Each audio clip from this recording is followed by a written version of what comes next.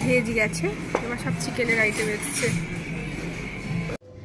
মেয়েদের যেটা স্বভাব, কোথাও এলে কোথায় আয়না আছে সেটাকে আগে খুঁজে খুঁজে বার করা।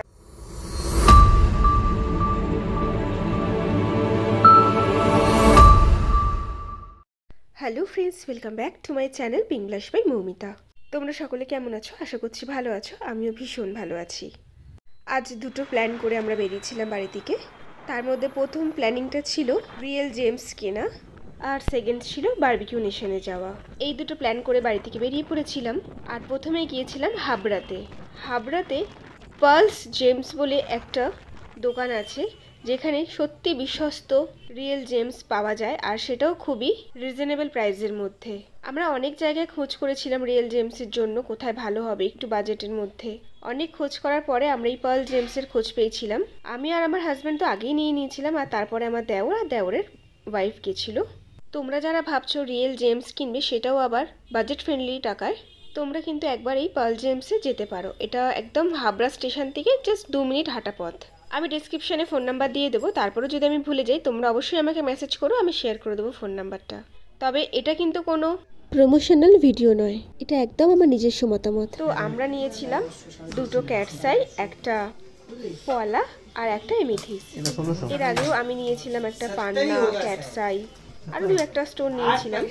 আমার ভালো লেগেছিল, তাই আমার দেওররাও গিয়েছিল কিনতে। আর এখানে সবথেকে একটা বড় ব্যাপার, তোমরা এখানে হোলসেল রেটে স্টোন কিনতে পারবে। সেটা তোমরা 1 পিস নাও বা 12 পিস। তারপরে এখানের কাজকর্ম মিটিয়ে আমরা বেরিয়ে পড়েছিলাম বারবিকিউয়ের উদ্দেশ্যে।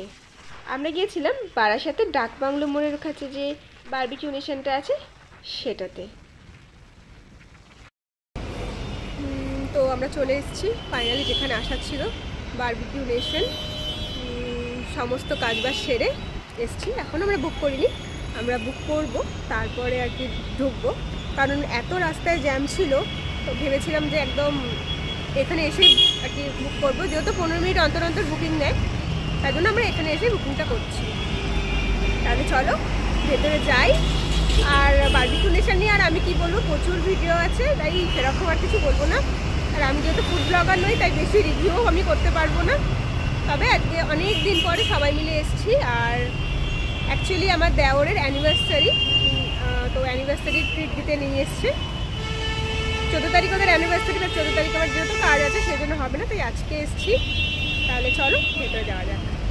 চলে এসেছি ফাইনালি, ঢুকি এবার।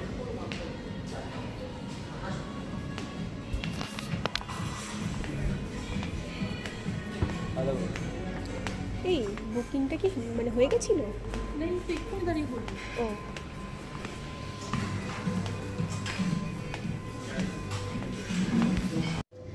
মেয়েদের যেটা স্বভাব, কোথাও এলে কোথায় আয়না আছে সেটাকে আগে খুঁজে খুঁজে বার করা। তো আমরা সব খুঁজে খাজে আয়নাটা পেয়ে গেছি। দেখা যায় এইখানটা গার্ড হয়ে গেছে বলে এইখান থেকে আমি তো তাও মানে তোর স্টোলটা দিয়ে মুখটা ঢেকেছিলাম, এত ঠান্ডা হাওয়া লাগছে, ডাইরেক্ট মুখে লাগছে। অ্যাম্বিয়েন্সটা ভীষণ সুন্দর। আমি সাউথ সিটিতেই মনে গেছিলাম, ওটাও ভালো ছিল, এটাও বেশ ভালো। তাহলে চলো একটু ফ্রেশ হয়ে নিই, সেই সকাল থেকে ঘুরছি এরকমভাবে, আর ভালো লাগছে না।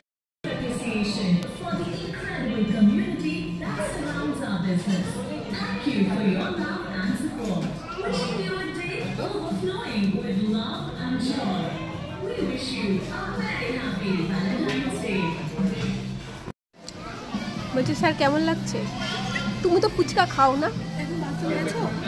না যাইনি, যাবে। প্রথমেই আমাদেরকে ফুচকা দিয়েছে, কিন্তু ফুচকা খেয়ে আমি সময় নষ্ট আর পেট নষ্ট মুখ নষ্ট কোনোটাই করবো না। চলো নেক্সট, এটা মনে হচ্ছে চাট মশলা আছে। হ্যাঁ, চাট মশলা আছে, অ্যাভারেজ খেতে, খুব একটা আহামরি নয়। আলু, হ্যাঁ পোটেটো আছে।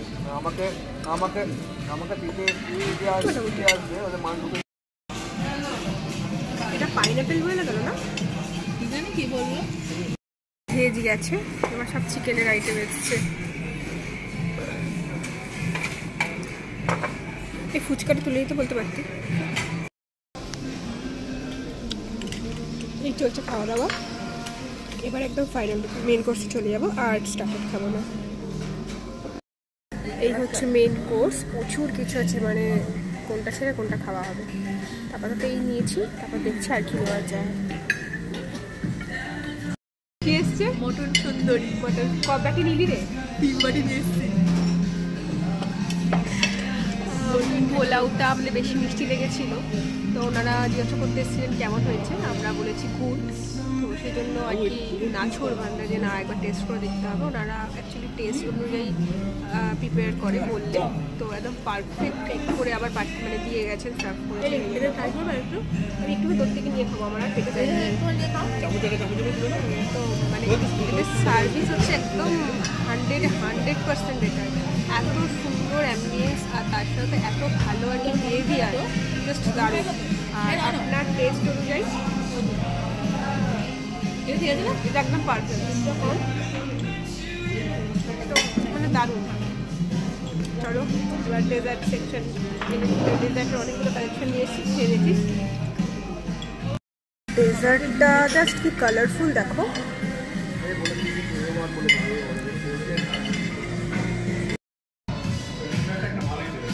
খাওয়া দাওয়া করে একদম ক্লান্ত, ওরা গেছে এবার ডেজার্ট সেকশনে ডেজার্ট নেবে। আমার তো সব কমপ্লিট, মানে আমি আর পাচ্ছি না, হচ্ছে এবার ঘরে গিয়ে বিছানা পেলেই হয় আর কি।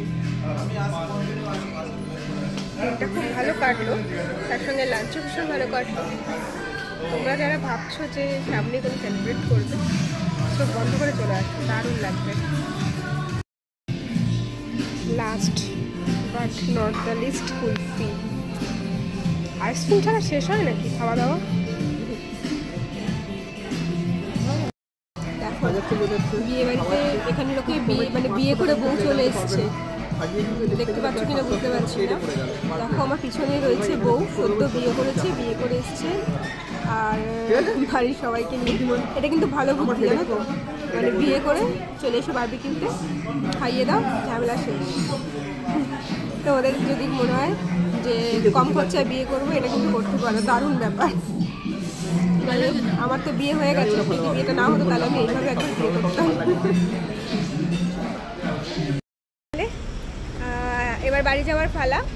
তাহলে আজকের ব্লগটা এখানেই শেষ করছি, দেখা হচ্ছে খুব তাড়াতাড়ি নতুন একটা কোনো ব্লগে। তাহলে ভালো থাকবেন, সবাইকে ভালো রাখবেন, টাটা।